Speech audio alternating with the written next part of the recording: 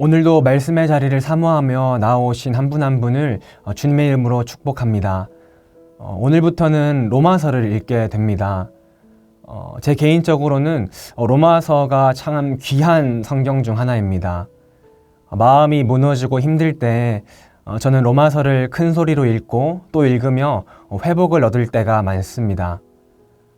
젊은 수도사였던 마틴 루터는 로마서를 읽고 여기에서 나는 완전히 다시 태어났고 열린 문을 통해 천국에 들어가는 것처럼 느꼈다라고 말하기도 했고, 종교개혁자 칼빈은 만일 우리가 이 서신의 진정한 이해를 얻는다면 우리는 성경의 가장 심오한 보물로 들어가는 열린 문을 가지는 것이다 라고 말했습니다.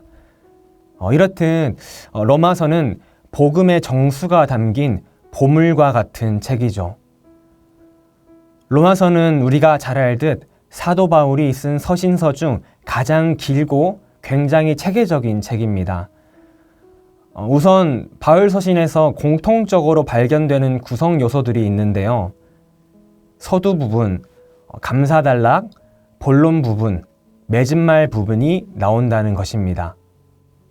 여기서 특히 감사단락은 foreshadowing이라는 미리 보여주는 특징이 있습니다.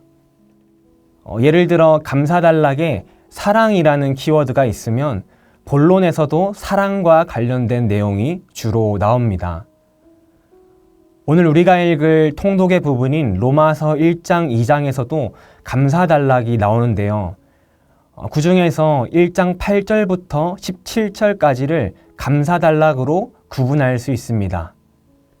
그리고 여기에 중요한 키워드가 나오죠.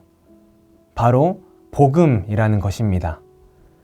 감사단락에 등장하는 복음은 본론 부분에서 그대로 나타나는데 더글라스 무라는 학자는 로마서의 본론 부분 전체를 아래와 같이 나누는데요. 복음의 핵심이 무엇인지, 복음을 근거로 한 소망이 무엇인지, 복음과 이스라엘이 어떻게 관련되는지, 신자들의 삶 속에 나타나야 하는 복음을 기초로 한 능력의 삶이 무엇인지, 정리하자면 우리가 믿는 복음이 무엇이며 또 복음에 합당한 삶이 어떤 것인지를 말하고 있는 것이죠.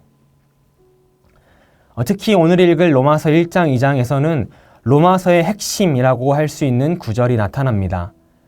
바로 로마서 1장 16절과 17절인데요. 우리 함께 읽어볼까요? 내가 복음을 부끄러워하지 아니하노니 이 복음은 모든 믿는 자에게 구원을 주시는 하나님의 능력이 됨이라. 먼저는 유대인에게요, 그리고 헬라인에게로다. 복음에는 하나님의 의가 나타나서 믿음으로 믿음에 이르게 하나니 기록된 바 오직 의인은 믿음으로 말미암아 살리라 함과 같으니라. 16절에서 복음은 믿는 자에게 구원을 주시는 하나님의 능력이 된다고 합니다. 여기서 구원을 주시는 하나님의 능력은 단순한 말이나 가능성을 말하는 게 아니죠. 그것을 이루어내는 실제적인 힘을 말합니다. 그리고 우리는 선물로 주어지는 믿음을 통해 사망에서 생명으로 옮겨지는 구원을 얻게 되는 것이죠. 즉, 믿음을 주신 것도 구원을 주신 것도 전적인 하나님의 능력이요, 오직 은혜라는 것을 말하는 것이 바로 복음이고, 이것이 우리가 드리는 신앙 고백입니다. 저는 어렸을 때부터 신앙생활을 하며 사실 이 고백에 감격이 있었던 것 같지는 않습니다. 그저 수없이 들어왔던 또 읽어왔던 단순한 말씀이었죠.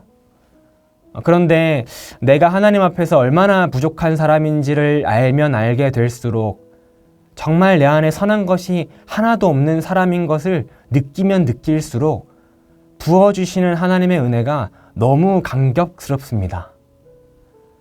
우리가 왜 말씀 앞에 늘 나아가야 하는 걸까요? 그것은 말씀 앞에서 내가 어떤 존재인지를 직면할 때마다 또 하나님의 선하심과 신실하심을 느낄 때마다 이 복음의 감격이 점점 커져가기 때문이지 않겠습니까? 또 17절을 보면 복음에는 하나님의 의가 나타났다라고 합니다. 여기서 하나님의 의는 단순히 하나님의 정의롭고 선하신 성품을 말하는 게 아닙니다. 여기서 나타나는 의는 하나님께서 언약에 신실하셨음을 말합니다. 인간의 거듭된 실패 속에서도 하나님은 약속하신 구원을 예수 그리스도를 통해 실제로 이루시며 자신의 언약에 신실하셨습니다. 그래서 우리 힘으로 절대 하나님 앞에 설 수 없는 전적으로 타락한 인생들이 그리스도의 십자가와 부활이라는 사건을 믿음으로 우리 또한 의롭다 선언되어졌고, 믿음에서 시작하여 믿음으로 살게 되는 하나님의 자녀의 권세를 누리게 되었죠. 즉, 하나님이 이루신 의를 자격 없는 우리에게도 주셔서 이제는 의인으로, 믿음으로 살 수 있는 특권을 허락해 주셨다는 것입니다. 그런 영광스러움을 입은 사람들이 바로 그리스도인입니다. 종종 믿지 않는 분들이 이런 말을 합니다. 기독교인들은 참 이해하지 못할 족속이야. 많은 시간을 종교에 낭비하는 것 같고 수많은 돈을 교회에 갖다 바치며 때로는 바보같이 이해되지 않게 살아가는 모습들로 보여지죠. 맞습니다. 그게 그리스도인입니다. 그렇다면 그리스도인들은 왜 그렇게 사는 걸까요? 죽을 수밖에 없었던 자가 새로운 생명을 얻었기 때문에, 절망뿐인 인생에서 새 소망을 주셨기 때문에, 배신의 배신을 거듭하는 자를 끝까지 사랑하셨기에 그 은혜가 너무 커서 세상의 그 어떤 것과도 비교할 수 없을 만큼 귀해서 믿음을 부끄러워하지 않고 믿음으로 살고 믿음으로 죽고 싶다 고백하는 것 아니겠습니까? 귀한 동역자 여러분, 때로는 우리가 예수님을 믿는 것 때문에 어려움이 있을 수 있습니다. 당장 손해보는 것 같아 보일 수도 있고 이렇게까지 하는 게 맞을까 의심이 들 수도 있습니다. 그럼에도 우리가 믿음으로 살기를 고백하는 이유가 무엇입니까? 우리는 잠깐 누릴 이 땅이 아니라 영원한 하나님 나라를 바라보며 사는 것이 옳다고 믿어지기 때문입니다. 믿음에서 믿음으로 이르게 하시는 하나님의 신실하심이 오늘도 저와 여러분들을 그리스도인답게 살아가는 능력이 되어질 줄 믿습니다. 함께 기도하겠습니다. 하나님, 아무런 자격 없는 자를, 하나님과 원수였던 자를 살리시고 또한 자녀로 삼아주시니 어찌 아니 기쁠 수가 있겠습니까?